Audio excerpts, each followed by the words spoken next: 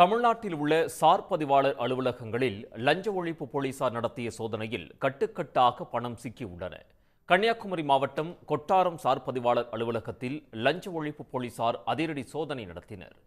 அப்போது கணக்கில் வராமல் இருந்த 1,03,500 ரூபாய் கைப்பற்றப்பட்டது.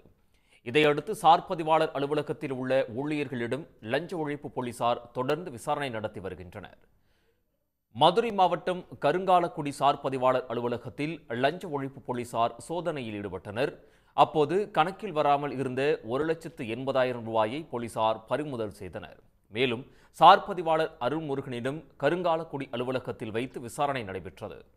இதனிடையே தருமபுரி மாவட்டம் பாப்பிரெட்டிப்பட்டி அருகே பட்டா மாறுதல் செய்ய லஞ்சம் வாங்கிய போது கிராம நிர்வாக அலுவலர் கையும் களவுமாக பிடிபட்டார். பாப்பிரெட்டிப்பட்டி அடுத்த குருபரஹள்ளி கிராமத்தைச் சேர்ந்த சுதாகர் என்பவர் தனக்கு சொந்தமான 10 சென்ட் நிலம் பக்கத்து நில உரிமையாளர் காவியா தர்ஷினி பெயரில் மாறியிருந்தது. வருவாய்த்துறை ஆவணங்களில் தவறுதலாக பட்டா மாறுதல் செய்யப்பட்டதை தனது பெயருக்கு பட்டா மாறுதல் செய்ய சென்றபோது 2,000 ரூபாய் VAO லஞ்சம் கேட்டதாக தெரிகிறது. தென்கரைக்கோட்டை பேருந்து நிலையத்தில் வைத்து கிராம நிர்வாக அலுவலர் கதிரவனிடம் லஞ்ச பணத்தை அவர் கொடுத்தார். அப்போது அங்கு மறைந்திருந்த லஞ்ச ஒழிப்பு போலீசார் கையும் களவுமாக கதிரவனை பிடித்து கைது செய்தனர்.